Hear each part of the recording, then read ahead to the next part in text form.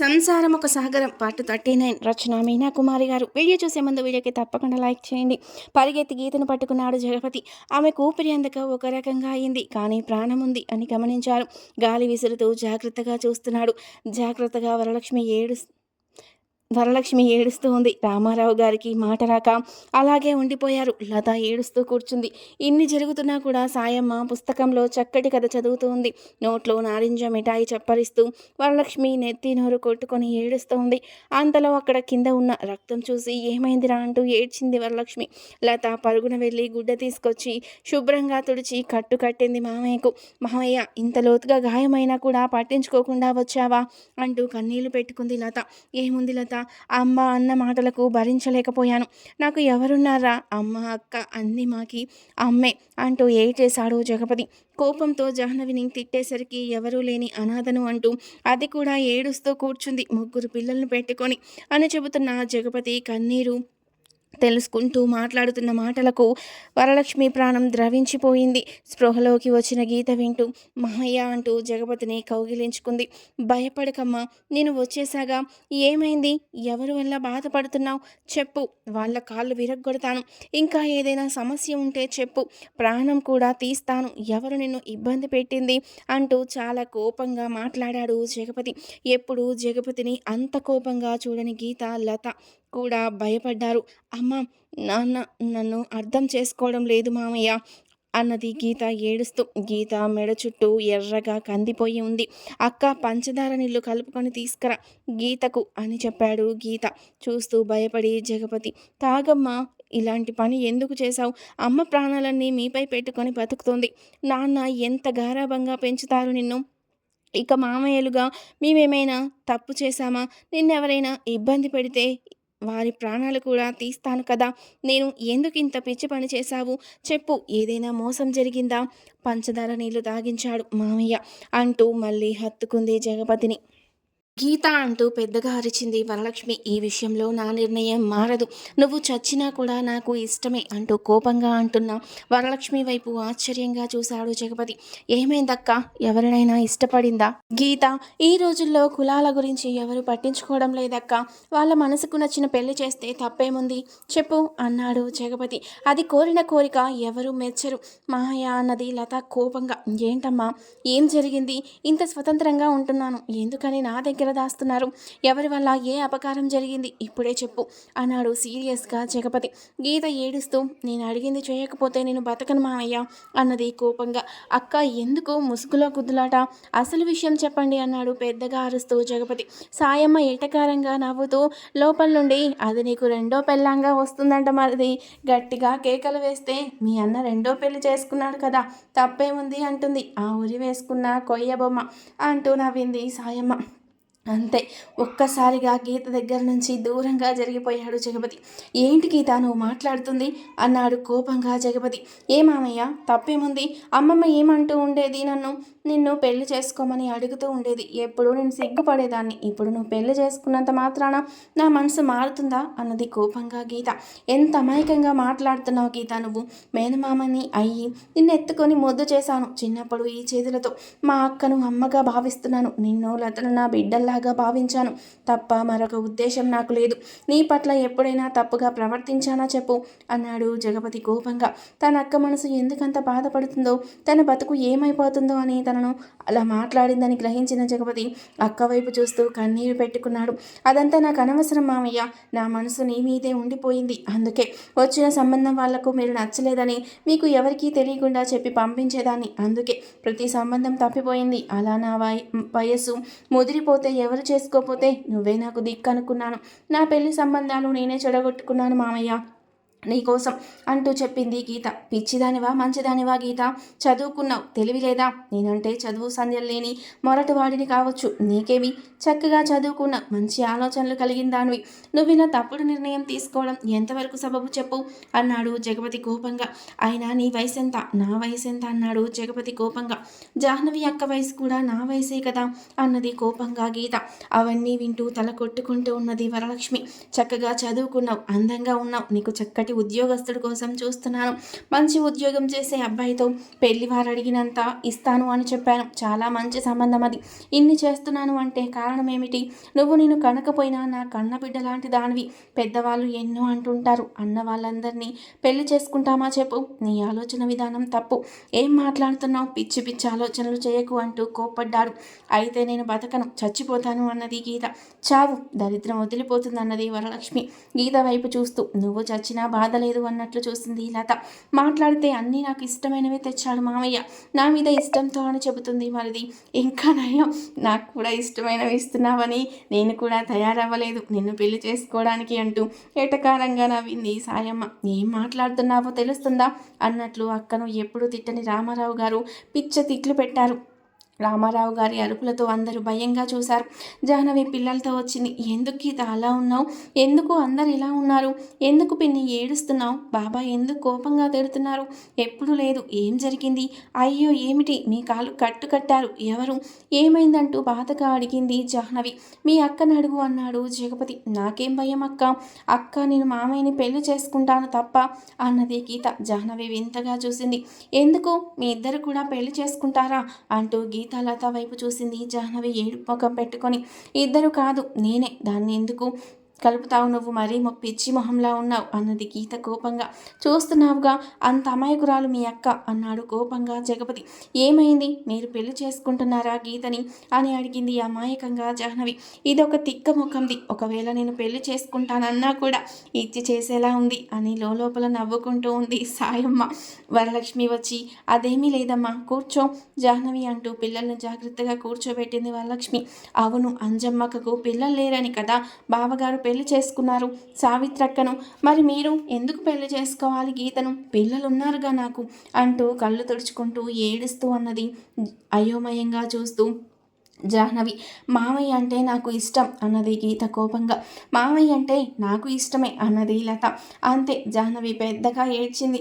మీ ఇద్దరూ పెళ్లి చేసుకుంటే నేనేమే పోవాలి అంటూ దాని సంగతి నాకనవసరం, అది ఒట్టి మాటలు చెబుతోంది అన్నది గీత కోపంగా లత వైపు చూస్తూ. ఒట్టి మాటలు కాదు, నిజమే అన్నది లత. నేను ఇష్టపడుతున్నాను అని తెలుసు కదా, నువ్వెలా ఇష్టపడతావు అన్నది కోపంగా గీత. కదా, మరి జాహ్నవి అక్కని పెళ్లి చేసుకొని 3 బిడ్డల్ని కన్న తర్వాత నువ్వు మామయ్యని ఎలా ఇష్టపడుతున్నావు? అది తప్పు కాకపోతే ఇది తప్పు కాదు అన్నది కోపంగా లత. జాహ్నవి గీత వైపు, లత వైపు, జగతి వైపు మార్చి చూస్తుంది అమాయకంగా, అర్థం కాక కళ్ళ నిండా నీళ్లతో. నువ్వు మామయ్యను పెళ్లి చేసుకుంటే నేను మామయ్యనే పెళ్లి చేసుకుంటాను. ఎందుకంటే నువ్వు ఒక పెళ్ళైన వాడిని, 3 పిల్లల తండ్రిని పెళ్లి చేసుకున్నాక నాకు మంచి సంబంధం రాదు. నేను మాత్రం బయట 2వ సంబంధం వాడిని ఎందుకు చేసుకుంటాను? 3వ భార్య అయినా సరే మామయ్యనే చేసుకుంటాను అన్నది లత కోపంగా. ఏమైంది మీ ఇద్దరికి? మిమ్మల్ని కన్నా నేను చచ్చిపోతే గాని మీరందరూ శాంతించరా అన్నది వరలక్ష్మి భీకరంగా అరుస్తూ. రామారావు గారు పిల్లల వైపు చూస్తూ అలా ఒరిగిపోయారు. బావా అంటూ దగ్గరికి పరిగెత్తాడు జగపతి. నన్ను క్షమించు జగపతి, నేను మంచి బిడ్డలను కనలేదు. నా వల్ల నీ జీవితం నాశనం అవుతుంది. నువ్వెంతో త్యాగమూర్తివి, మాకెన్నో చేయాలనుకున్నావు, కానీ మేము మంచి వాళ్ళం కాదు అంటూ అబ్బా అంటూ గుండెల మీద చేతులతో గట్టిగా పట్టుకున్నాడు రామారావు. వరలక్ష్మి గొల్లున ఏడ్చింది. జగపతిని వెంటనే ఆటో తీసుకొచ్చి బావగారిని అక్కను తీసుకొని అందరూ జాగ్రత్తగా ఉండండి, పిచ్చి మాటలు మాట్లాడి పిచ్చి వేషాలు వేసి బయటకు వెళితే కాళ్ళు విరగ్గొడతా అందరికీ అని చెప్పి గట్టిగా మాట్లాడి చాలా కోపంగా అందరి వైపు చూస్తూ వెళ్ళిపోయాడు జగపతి.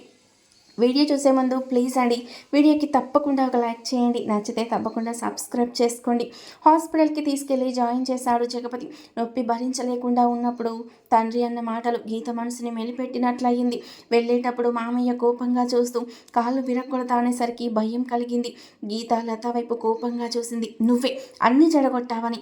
లత గీత వైపు కోపంగా చూసి నువ్వు రాక్క అంటూ జాహ్నవిని పిల్లల్ని తీసుకెళ్ళి లోపల కూర్చోబెట్టి జాగ్రత్తగా చూసింది ఇల్లుని. గీత లోపలికి వెళ్తుంటే అలాగే చూస్తుంది లత. నేనేమి ఊరి వేసుకోను అన్నది గీత. నువ్వు వేసుకున్నా కూడా ఏమి ఇబ్బంది లేదు, వెళ్ళు అన్నది కోపంగా లత. నువ్వు చేసుకోకపోయినా మామయ్యని అప్పుడు నేను చేసుకుంటాను, నువ్వు గాని పోతే పీడ పోతుంది అన్నది లత. ఇదేంటే ఎవరు మగడు దొరకనట్టు మేనమామని ఇద్దరు చేసుకుంటాను అంటున్నారు, ఇంకో ఇద్దరు పుట్టలేదు, అందరూ కూడా ఆడిని చేసుకుంటా అనేవారు. మనిషి దిట్టంగా వాటంగా ఉంటాడులే, అదే కదా ఆడపిల్లలకు కావాల్సిన విషయం అంటూ మెలికలు తిరిగింది సాయమ్మ. జాహ్నవి ఏడుస్తూ గీత లత వైపు కొంచెం కోపంగా చూస్తుంది. ఎందుకక్క అలా చూస్తున్నావన్నది లత. ఏమీ లేదు, అందరూ ఆయన్నే పెళ్లి చేసుకుంటే ఇంకా నేనెందుకు, నాకు అమ్మ లేదు నాన్న ఉన్నా పట్టించుకోరు, అక్క దగ్గరకు వెళ్ళడానికి వీల్లేదు, నేనొకదాన్ని బయటకెళ్తాను, ఈ పిల్లల్ని తీసుకెళ్ళి జాగ్రత్తగా పెంచాలి, నేను ఎక్కడికన్నా వెళ్ళి ఏదైనా నదిలో దూకి చచ్చిపోతాను, సరేనా, మీ ఇద్దరు బాధపడుతున్నారుగా నా వల్ల అంటూ బాధపడుతూ ఏడుస్తూ అన్నది జాహ్నవి. ఆ మాటలు విన్న లతకు దుఃఖమాగలేదు. లేదక్క, మామయ్య మాకు నాన్నగారి కన్నా ఎక్కువ, మామయ్య ఇక్కడికి వచ్చాకే మేము మంచి తిండి తిన్నాము, చక్కగా చదువుకున్నాము, ఆనందంగా ధైర్యంగా ఉంటున్నాం, అది మర్చిపోయి మామయ్య జీవితాన్ని చెడగొట్టాలని మేము ఎలా అనుకుంటాం అక్క, ఉత్తినే తమాషా కన్నాము, నాన్నగారికి కోపం వచ్చింది అంతే, ఏమీ జరగలేదు, మామయ్య ఎప్పుడు నీకే సొంతం అంటూ జాహ్నవి చెయ్యి పట్టుకొని జాహ్నవి ముఖంలోకి చూస్తూ నవ్వుతూ చెప్పింది లత. మరి గీత ఎందుకు ఉరి వేసుకొని చనిపోవాలి అనుకుంది అన్నది జాహ్నవి. డిగ్రీ చదువుకుంది కదా అక్క, అందులో ఉరి వేసుకుంటే ఎలా ఉంటుంది అన్న ప్రశ్న ఉందట, అది వేసుకోకపోతే తెలియదు అనుకుంది పిచ్చి ముఖం, అందుకే అలా వేసుకుంది, ఇంకా నయం మామయ్య వచ్చి కాపాడాడు, లేకుంటే ప్రాణాలు పోయి చచ్చేది, ఆ తలుపులొక్క నెట్టు మామయ్య నెట్టాడు కాబట్టి సరిపోయింది, కానీ ఇంకెవరన్నా అయితే తీయలేకపోయేవారు, ప్రాణం పుట్టుక్కున గాల్లో ఎగిరిపోయేది అంటూ గీత వైపు కోపంగా చూసింది లత. ఇప్పుడు నాన్నగారి పరిస్థితి ఎలా ఉంటుందో అదే భయంగా ఉంది అన్నది లత. అవును, పిన్ని కూడా ఏడుస్తుంది, బాబాయ్ కూడా బాధపడుతూ ఉన్నారు, నాకు బాగా ఏడుపు వస్తుంది, ఎందుకంటే నాకు అమ్మా నాన్న ఎవరూ లేరు, వాళ్ళిద్దరూ మా అమ్మా నాన్న అనుకున్నాను నాకు కూడా అంటూ వెక్కి వెక్కి ఏడ్చింది జాహ్నవి. బయట నుండి అన్నీ వింటున్న గీతకు కన్నీలాగలేదు.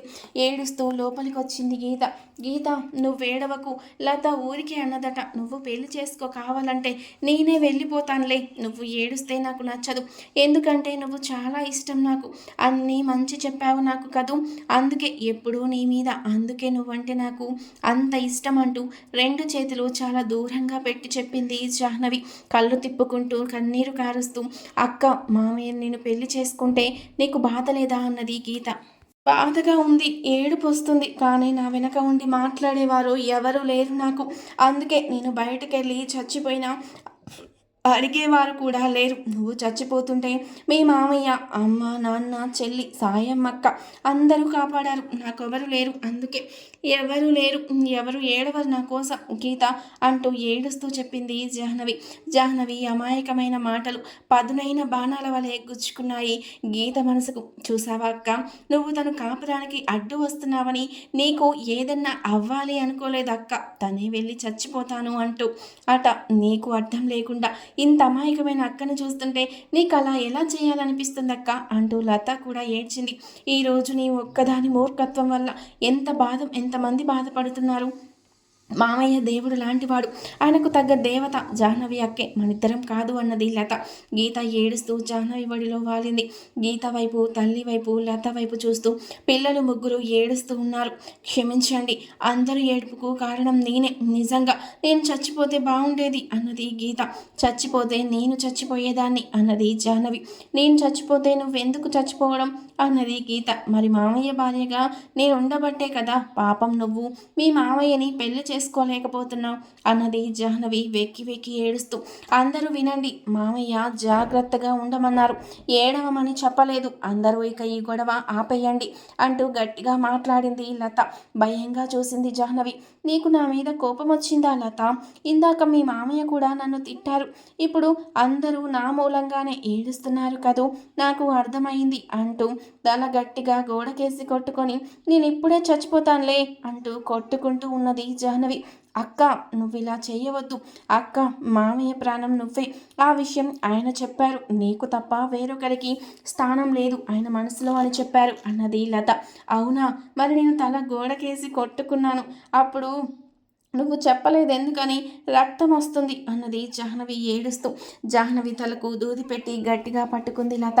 బాధపడుతూ, ఇంత అమాయకంగా ఉన్న అక్క ముఖం చూస్తే నీకు అలా ఎలా చేయాలనిపించింది అన్నట్లు గీత వైపు చూసింది. మాటలు లేకుండా కళ్ళతోనే ప్రశ్నించినట్లు కోపంగా లత.